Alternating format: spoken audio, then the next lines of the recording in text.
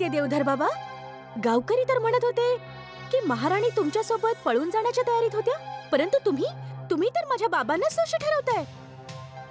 मी गावकऱ्यांना सत्य सांगितलं होतं, परंतु काय करणार, माझ्या बोलण्यावर कुणी विश्वासच ठेवत नाही. देवा बघ, सत्य खूप दिवस लपून नाही राहत कुंदन भाऊ. आधी तू एकटा होतास, परंतु आता देवाई तुझ्या सोबत आहे. लक्षात ठेव, एक दिवस आपण दोघे मिळून आपण ती महाराणी आणि देवधर बाबांची सर्व कुकर्म उघड करू. विश्वास ठेव, देवावर विश्वास ठेव. महाराणी, हे काय करताय तुम्ही? मला आता जगायचं नाहीये बाबा, मला मरू द्या बाबा. मी आणखीन तिरस्कार सहन नाही करू शकत. मला जिवंत नाही राहायचंय बाबा. नाही महाराणी, हे काय बोलताय तुम्ही? जशी अर्जुनाची दृष्टी त्या माशाच्या डोळ्यावर केंद्रित झाली होती, तशीच माझी दृष्टी चंद्रमुखीच्या फुलावरच केंद्रित आहे. आम्ही राजकुमारी चंद्रमुखींचे सुरक्षा अधिकारी आहोत. आश्चर्य आहे, तुम्ही तर महालात होतात, मग या भटकलेल्या युवराजांसोबत इथे कसे? मूर्ख मंदिरा, आजपासून त्यांच्याकडे जर तू दृष्टी वर करून जरी पाहिलंस तर तुला महालाच्या आत सुद्धा येऊ दिलं जाणार नाही. आता जा इथून.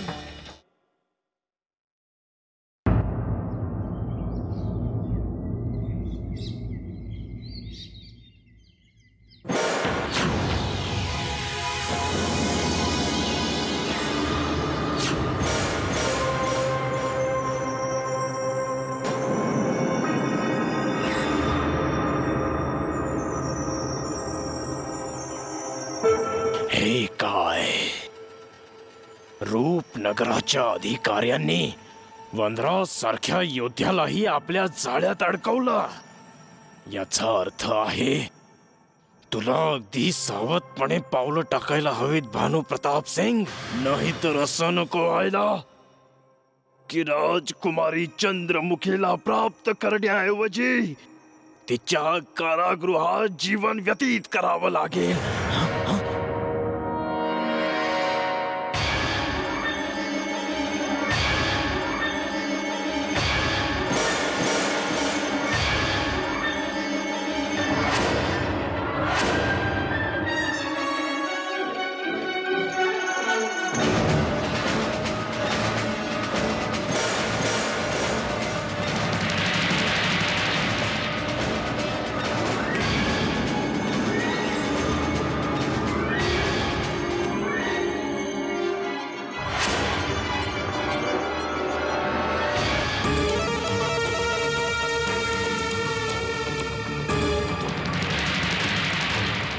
थांब जोरावर.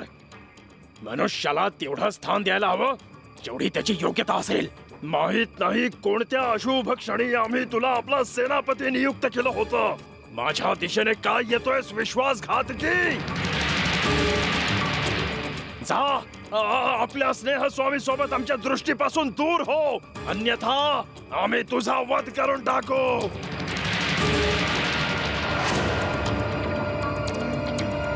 सरकार, सरकार, माझं शिर फोडून टाका.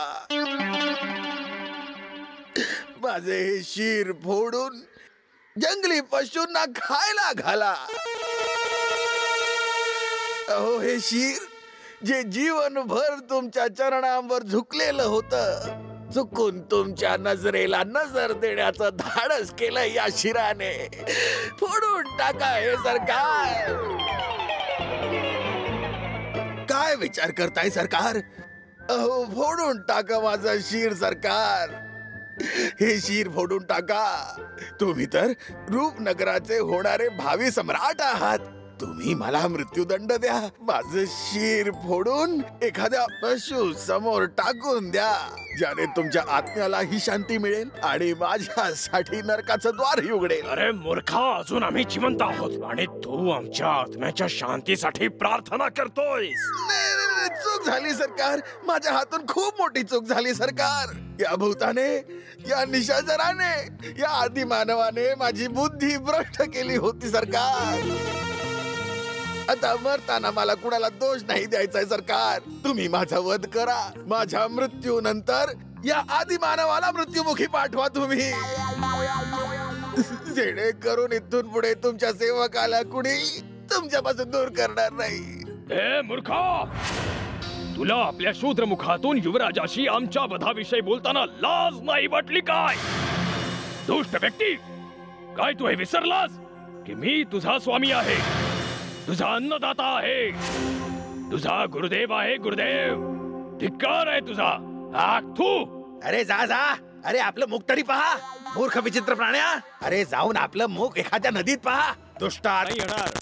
आणि आजपासून जर तू स्वतःला माझा स्वामी म्हणालास तर बघ. अरे स्वामी, जोरावरचा स्वामी केवळ एक आहे, केवळ आमचे महाराज भानू प्रताप सिंग. आणि आजपासून तू स्वतःला माझा स्वामी म्हणालास ना, तर माझे सरकार तुझ्या या अवाढव्य शरीराचे तुकडे करून तुला गंगेत सोडून देतील. हट.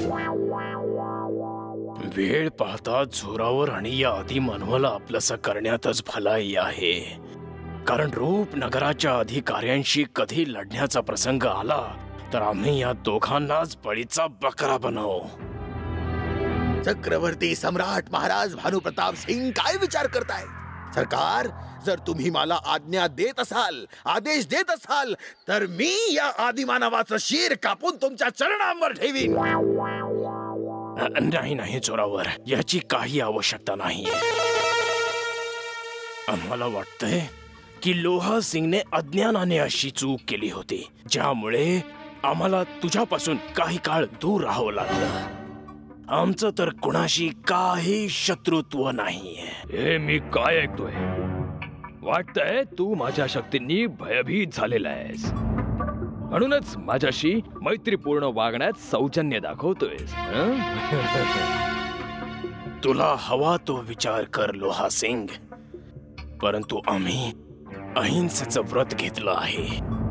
आता आम्हाला कुणाशीही कशाबद्दलही भांडायचं नाहीये. ठीक आहे, जर तू माझ्या संघर्षमयी मार्गात अडथळा बनण्याचा प्रयत्न नाही केलास तर मीही तुला आश्वासन देतो की मी तुझ्यावर आक्रमण नाही करणार. मी तुला अभयदान देतोय, परंतु तुला त्याआधी हे सांगावं लागेल की तू इथून कुठे चाललायस. नाही लोहा सिंग, हे रहस्य तू इतक्या सहजतेने नाही जाणून घेऊ शकत. या रहस्याला जाणून घेण्यासाठी तुला आम्हाला तुझा गुरु मानावं लागेल. जाऊया छोरावर. हो हो सरकार, मी तर तुमच्या आदेशाचीच प्रतीक्षा करत होतो. चला या दिशेने, या दिशेने.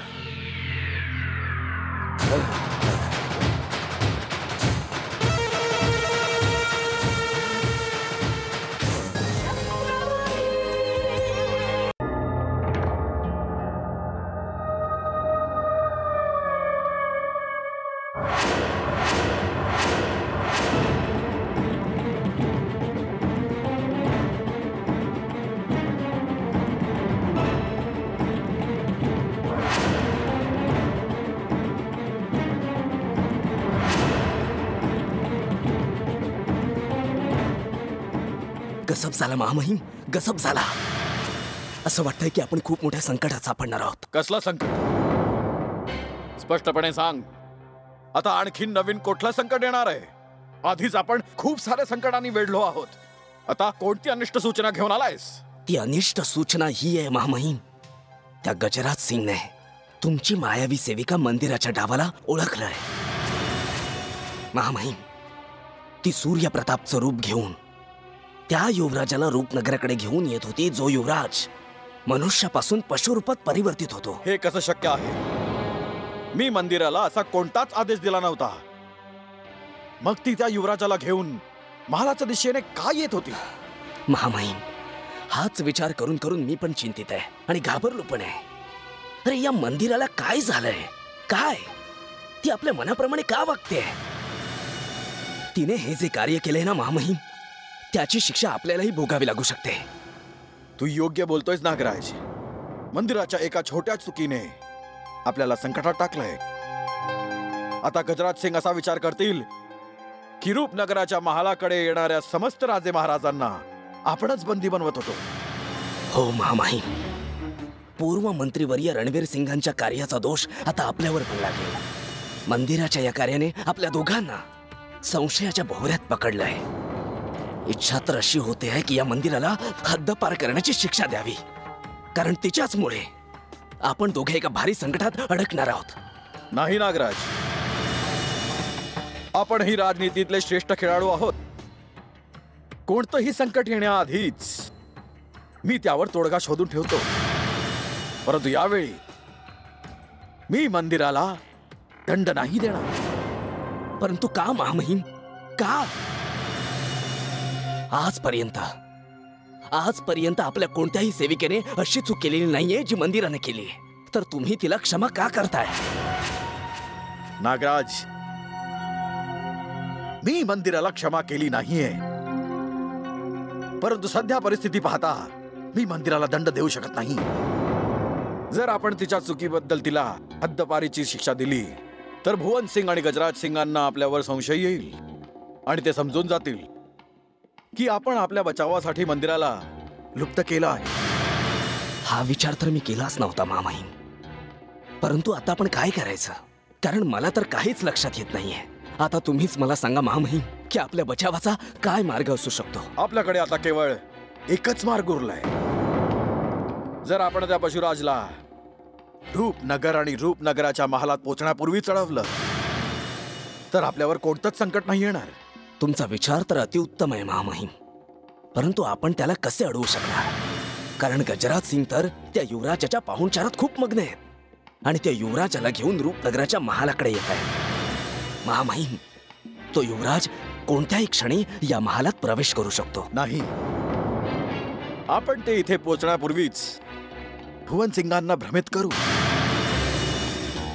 त्या अर्ध्या मनुष्य आणि अर्ध्या पशुविषयी भुवन सिंगाच्या मनात इतकी भीती निर्माण करू की ते त्या पशुराजला रूपनगराच्या महालात प्रवेशच करू देणार नाही. जर असं संभव झालं ना महामहिम, तर आपण रूपनगराच्या या महालात आयुष्यभर मजेत राहू शकू.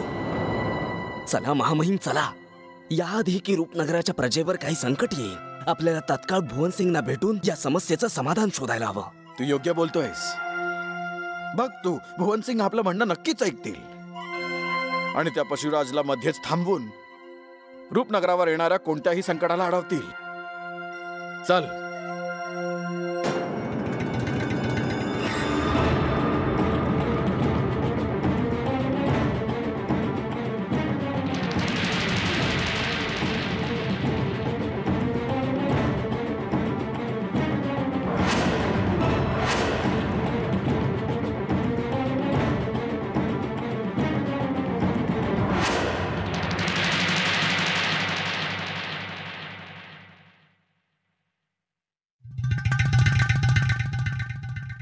प्रणाम भुवन सिंग. भुवन सिंग,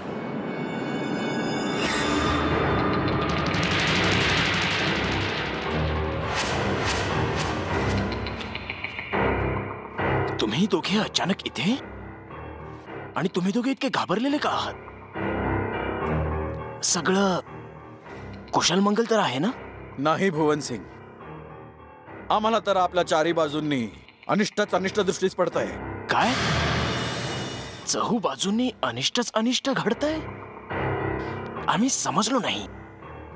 स्पष्टपणे सांगा काय झालं आहे. भुवन सिंग, मी तुम्हाला सांगतो. रूपनगरात एक असा मनुष्य प्रवेश करतोय जो बघता बघता मनुष्य रूपातून अचानक एका भयंकर पशुमध्ये परावर्तित होतो. भुवन सिंग, मी तुम्हाला सांगतो. रूपनगरात एक असा मनुष्य प्रवेश करतोय जो बघता बघता मनुष्य रूपातून अचानक एका भयंकर पशुमध्ये परावर्तित होतो. हे आम्ही काय ऐकतोय? भले एक युवराज एका मनुष्यातून भयानक पशुमध्ये कसा रूपांतरित होऊ शकतो? असं वाटतंय तुमच्या गुप्तहेरांनी तुम्हाला काही असत्य सूचना दिली आहे. नाही भुवन सिंग, नागराज जे ही सांगतोय ते सत्य आहे. तुम्ही विश्वास ठेवा. तो युवराज मनुष्यापासून पशुमध्ये कधीही परिवर्तित होऊ शकतो आणि आपल्या समोर येणाऱ्या कोणत्याही मनुष्यावर आक्रमण करून समाप्त करू शकतो. तुम्हाला त्याला थांबवायला हवं. भुवन सिंग, तुम्ही लवकरात लवकर गजराज सिंगना संदेश पाठवून त्या भयानक पशुराजला रूपनगराच्या सीमेबाहेरच अडवा.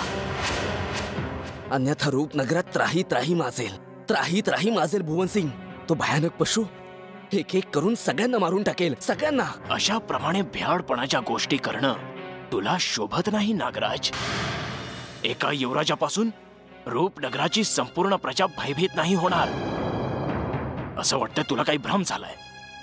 म्हणून तुम्ही दोघे युवराजला विसरून जा आणि त्यांच्याविषयी विचार करा ज्यांना पकडून कारागृहात पोचवण्याची जबाबदारी तुम्हा दोघांना सोपवली गेली. परंतु आतापर्यंत पूर्व मंत्रीवर्य रणवीर सिंग आणि त्यांचे बंधू परमवीर सिंगला बंदी का नाही बनवलं? आम्हाला याचं उत्तर हवंय. पूर्व मंत्रीवर्य रणवीर सिंग अजूनही अस्वस्थ आहेत, म्हणून वैद्यराज त्यांना कुणाशीही भेटू देत नाही. वैद्यराजांचं म्हणणं आहे की पूर्व मंत्रीवर्य जोवर पूर्णपणे स्वस्थ होणार नाहीत ते त्यांना भेटण्याची अनुमती कुणालाही देणार नाहीत. म्हणून आम्ही विवश आहोत भुवन सिंग. परंतु त्यांचे बंधू परमवीर सिंगला पकडण्यात काही विवशता तर नाहीये राजवीर सिंग. मग त्यांचे बंधू परमवीर सिंगला बंदी बनवण्यात तुम्ही अजूनपर्यंत सफल का नाही झालात? क्षमा करा भुवन सिंग.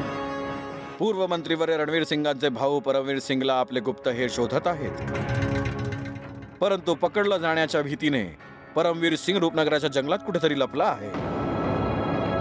परंतु आपले गुप्तहेर त्याला लवकरात लवकर शोधून काढतील.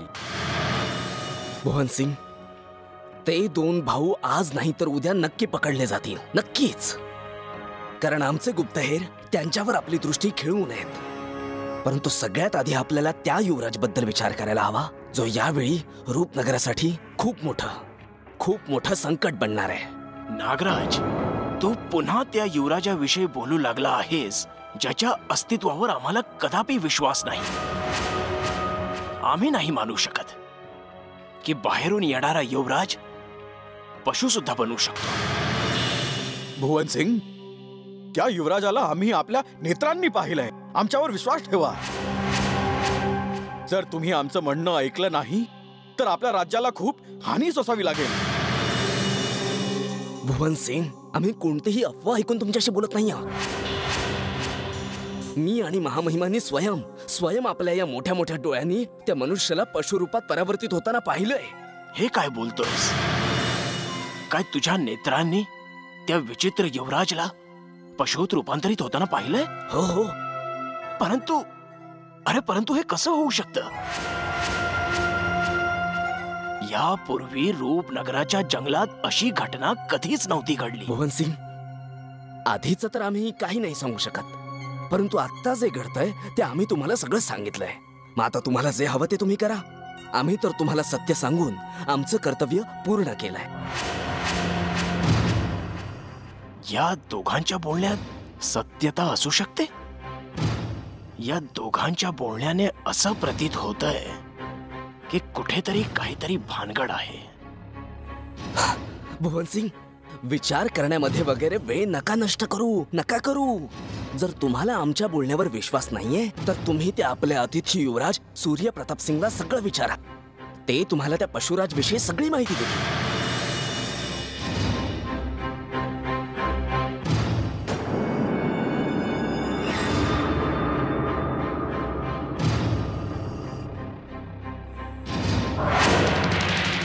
याचं तात्पर्य हे झालं की अतिथी युवराज सूर्य प्रताप सिंग सुद्धा कोणत्या अशा युवराजला ओळखतात जो पशु बनू शकतो.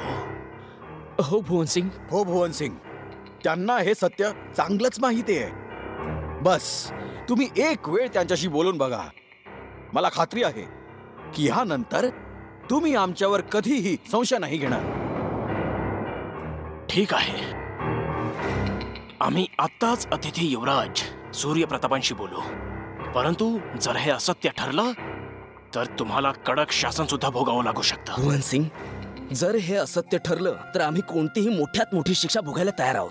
परंतु आता उशीर नका करू आणि लवकरात लवकर या सत्याचा पडताळा करा. ठीक आहे, आम्ही आत्ताच अतिथी युवराज सूर्य प्रतापांशी वार्तालाप करू. चला.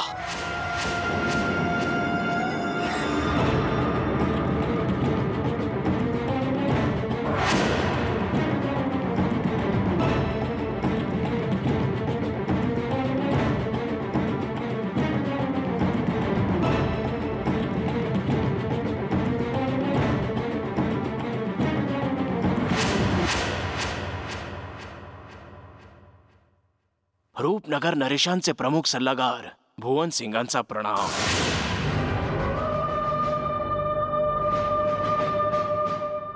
प्रणाम भुवन सिंग. काय झालं? तुम्ही सगळे इतके चिंतित का दिसताय? काय दुर्गेश्वरी आणि आमचे बंधू विजेंद्र प्रताप सिंग बद्दल एखादी अशुभ सूचना नाहीये ना? नाही अतिथी युवराज, तुमचे बंधू युवराज विजेंद्र प्रताप सिंग आणि लुटारू दुर्गेश्वरी विषयी अजूनपर्यंत कोणताही समाचार प्राप्त नाही झाला. परंतु ते जिथेही आहेत सकुशल आहेत.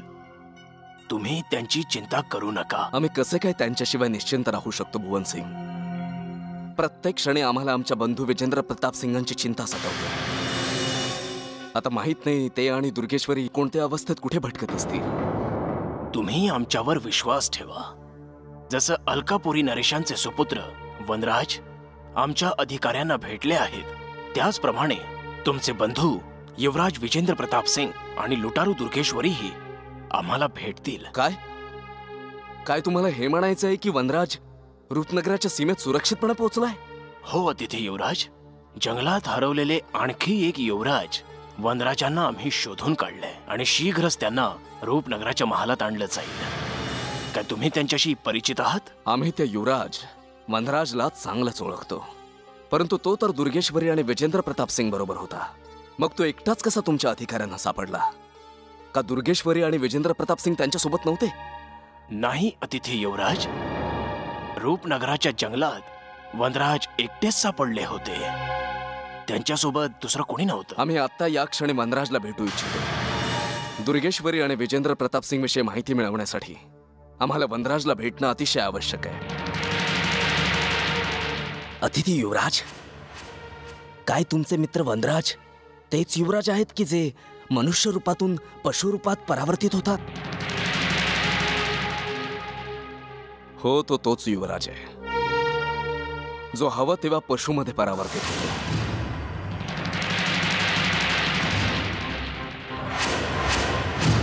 हुजूर, आता तर तुम्ही तुमच्या कानांनी ऐकलत ना की तो वनराज नावाचा यमराज कोण आहे? तुम्ही आमच्यावर विश्वास ठेवला नाहीत, परंतु हे अतिथी युवराज तर असत्य सांगत नाहीयेत ना भुवन सिंग? हुजूर, त्या भयानक पशु बनणाऱ्या युवराजाला रूपनगरापासून लांब ठेवण्यातच भलाई आहे. जर त्याची सावली पडली ना तर रूपनगराच्या प्रजेमध्ये हाहाकार माजेल, हाहाकार.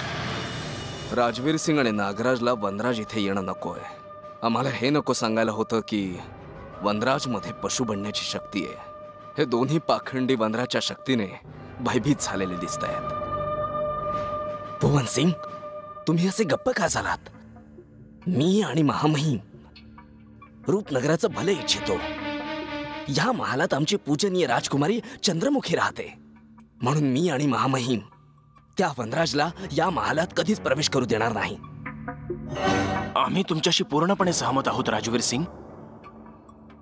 आम्ही राजकुमारी चंद्रमुखीचे प्राण संकटात टाकू शकत नाही. राजकुमारी चंद्रमुखींशी विचार विनिमय केल्यानंतरच वनराजांना महालात ठेवण्याचा निर्णय घेतला जाईल.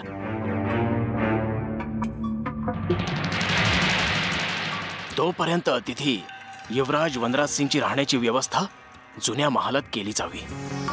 हा आदेश आम्ही आत्ताच लागू करतोय, जेणेकरून गजराज सिंग अतिथी युवराजांना घेऊन जुन्या महालात निघून जातील.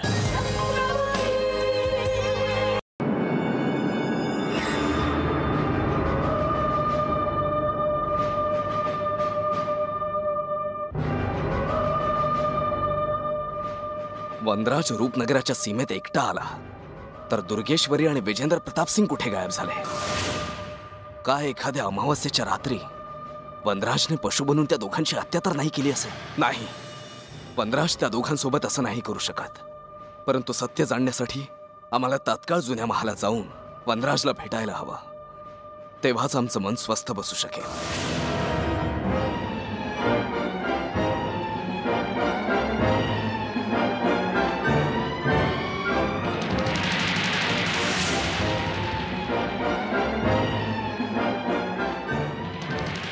अतिथी युवराजाच्या मुखावर दिसणारी चिंता सांगते की त्यांना त्यांचे भाऊ विजेंद्र प्रताप आणि दुर्गेश्वरीच्या लुप्त होण्याची चिंता सतावते. बघूया अतिथी युवराज आता वनराज बद्दल काय म्हणतायत.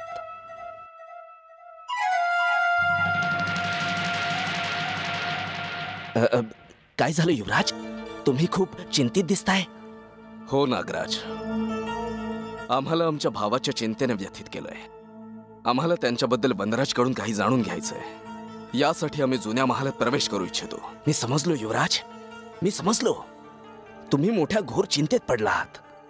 तुम्ही हाच विचार करताय ना की तुमचे बंधू युवराज विजेंद्र प्रताप सिंग आणि दुर्गेश्वरी अचानक कुठे लुप्त झालेत, आणि हा वनराज एकटाच कसा काय रूपनगरात पोहोचला. हो नागराज, आम्ही याच चिंतेने व्यथित आहोत. जेव्हा की तुमच्याच गुप्तहेरांनी आम्हाला ही सूचना दिली होती की दुर्गेश्वरी आमचे बंधू विजेंद्र प्रताप सिंग आणि वनराज सोबत रूपनगराच्या दिशेने येते, तर मग ते दोघं कुठे लुप्त झाले. वनराज त्यांना एकटा सोडून कसा काय आला. क्षमा करा युवराज, मला एक भय सतावत आहे.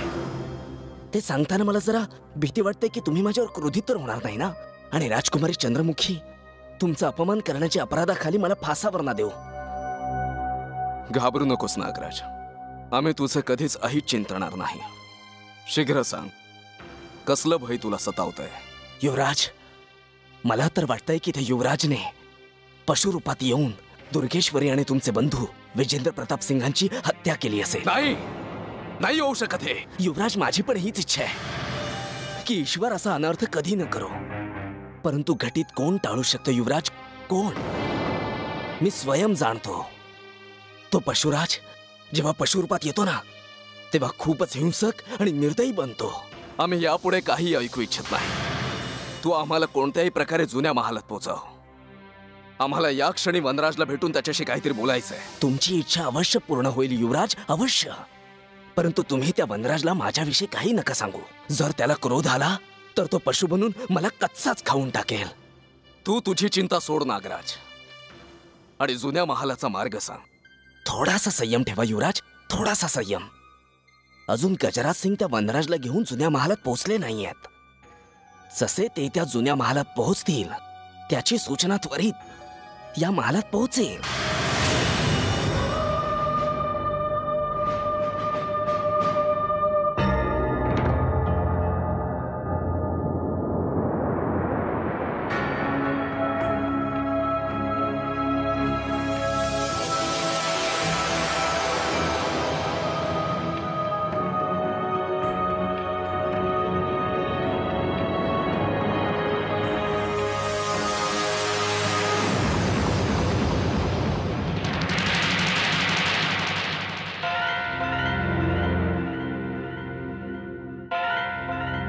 आम्ही तुम्हालाच भेटायला येत होतो सेनाप्रमुख. एका खूपच महत्वपूर्ण विषयावर आम्हाला तुमच्याशी चर्चा करायची आहे. अवश्य एखादा चिंतेचा विषय आहे. तुमच्या मुखावर चिंतेची छाया दिसत आहे. राजकुमारींवर कुठलं नवं संकट तर नाही आलं. राजकुमारीच नाही तर रूपनगराच्या संपूर्ण प्रजेवर संकट येऊ शकतं. कारण आपला सामना एका अशा युवराजा बरोबर होणार आहे जो मनुष्यही आहे आणि पशु सुद्धा.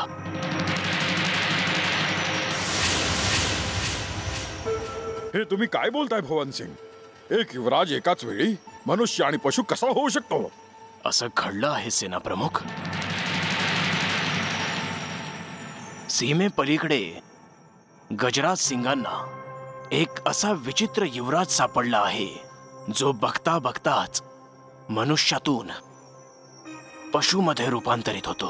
असं कधीच नाही होऊ शकत. मी आजपर्यंत कोणा मनुष्याला पशुच्या रूपात परिवर्तित होताना नाही पाहिलं. अवश्य गजराज सिंगांना कसला तरी भ्रम झाला असेल, म्हणून त्यांनी तुम्हाला विचित्र सूचना दिली असेल.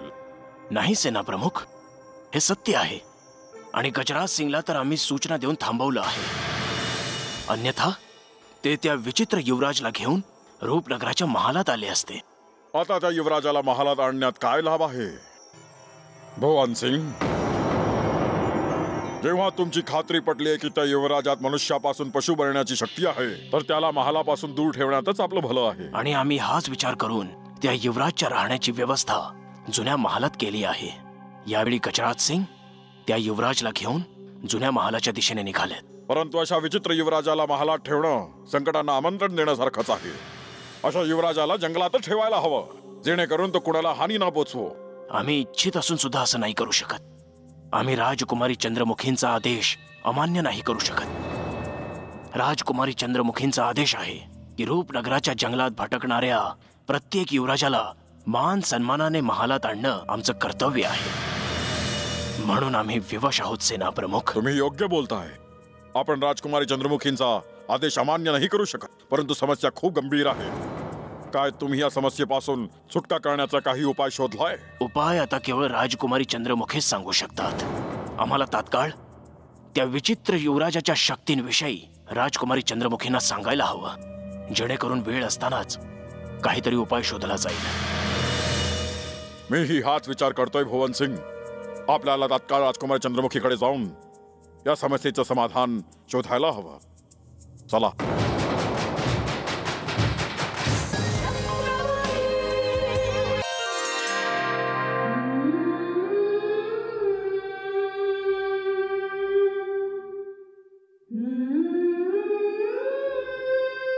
प्रणाम राजकुमारी.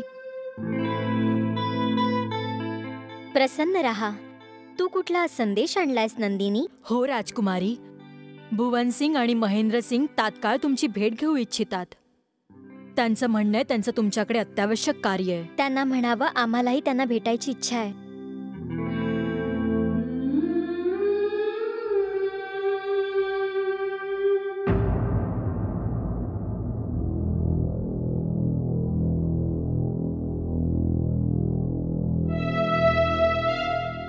काय झालंय भुवन काका? आपण आणि सेनाप्रमुख इतके चिंतित का दिसतायत? गोष्ट चिंतेची आहे मुले. आता थोड्या वेळापूर्वी आपल्या अधिकाऱ्यांना एक भटकलेला युवराज सापडला, जो रूपनगरात प्रवेश करण्याचा प्रयत्न करत होता. यात चिंता करण्यासारखं काय आहे भुवन काका? हा तर आमच्यासाठी प्रसन्नतेचा समाचार आहे. आपण त्या युवराजाला तात्काळ राज अतिथी बनवून आमच्या या रूपनगराच्या महालात घेऊन या. आम्ही हेच तर नाही करू शकत राजकुमारी, कारण तो युवराज कोणी साधारण मनुष्य नाहीये. तो हवं तेव्हा मनुष्यापासून पशुही बनू शकतो. हो मुली, हे सत्य सांगतायत. त्याला हवं तेव्हा तो श्वापद बनू शकतो. ही कसली विचित्र सूचना घेऊन आलात आपण? आम्हाला तर काहीच कळत नाहीये. तो विचित्र युवराज जो पशुरूपात बदलून जातो, त्याला आम्ही तुमच्या आदेशानुसार युवराज सूर्यप्रताप सिंग प्रमाणे आपला विशेष अतिथी बनवलं होतं. परंतु त्याला महालापासून दूर ठेवण्यातच आपलं भलं आहे. हे आपण काय बोलत आहात भुवन काका? जर आम्ही आमच्या अतिथी युवराजांना या महालात नाही ठेवले तर आम्ही कुठे ठेवणार त्यांना? त्या युवराजाच्या राहण्याची व्यवस्था आम्ही जुन्या महालात केली आहे. जोपर्यंत आम्ही त्याची नीट चौकशी पूर्ण करत नाही, आम्ही त्याला रूपनगराच्या महालात नाही आणू शकत, कारण आम्ही कोणत्याही मूल्यावर तुमच्या प्राणांना संकटात नाही टाकू शकत. सेनाप्रमुख सत्य सांगतायत मुली. त्या युवराजाची संपूर्ण जन्मकुंडली जाणल्यानंतरच आम्ही त्याची तुमच्याशी भेट घडवून देऊ. हा समाचार देण्यासाठी आम्हाला तुमच्यापर्यंत तात्काळ यावं लागलं. ठीक आहे भुवन काका, तुम्हाला जसे उचित वाटेल तसेच करा. तुम्ही आम्हाला हे सांगू शकता की तो युवराज कुठून आलाय आणि त्याच्या येण्याचा उद्देश काय आहे? तो युवराज अलकापुरी राज्यातून आलाय आणि त्याचं नाव वनराज आहे. बस आम्हाला आतापर्यंत हीच माहिती मिळाली आहे. त्या युवराजाविषयी जाणून घेणं अजूनही शेष आहे भुवन काका. आम्हाला त्या युवराजाची पूर्ण जन्मकुंडली हवी आहे. जर राजपुरोहितांचं सहाय्य घेतलं तर राजपुरोहित त्या विचित्र युवराजाची संपूर्ण जन्मकुंडली देऊ शकतात. होय, त्या युवराजाविषयीची संपूर्ण माहिती आपले राजपुरोहितच सांगू शकतात.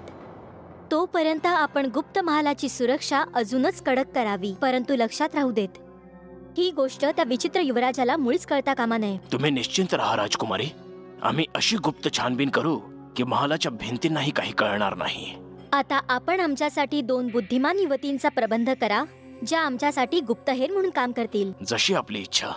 परंतु तुम्हाला अचानक 2 गुप्तहेर युवतींची काय आवश्यकता आहे? जेव्हापासून अतिथी युवराज सूर्यप्रताप सिंगने आमच्या फुलाविषयी चर्चा केली आहे, तेव्हापासून आम्हाला त्या फुलाची खूप चिंता वाटायला लागली आहे. म्हणूनच आम्हाला महिला गुप्तहेरांची नियुक्ती करायची आहे, जेणेकरून आम्हाला क्षणाक्षणाची माहिती मिळू शकेल. आम्ही शीघ्राती शीघ्र ही व्यवस्था करू. आता आज्ञा द्या, आम्ही येतो.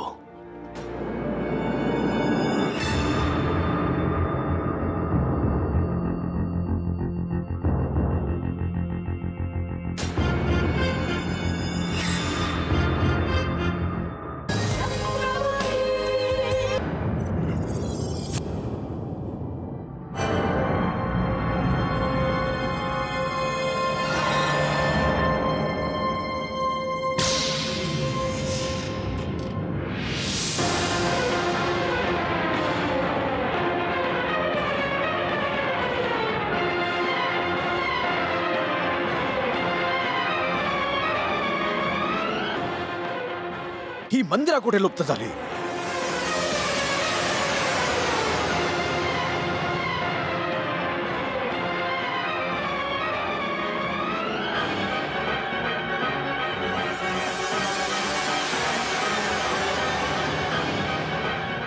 महामहिम,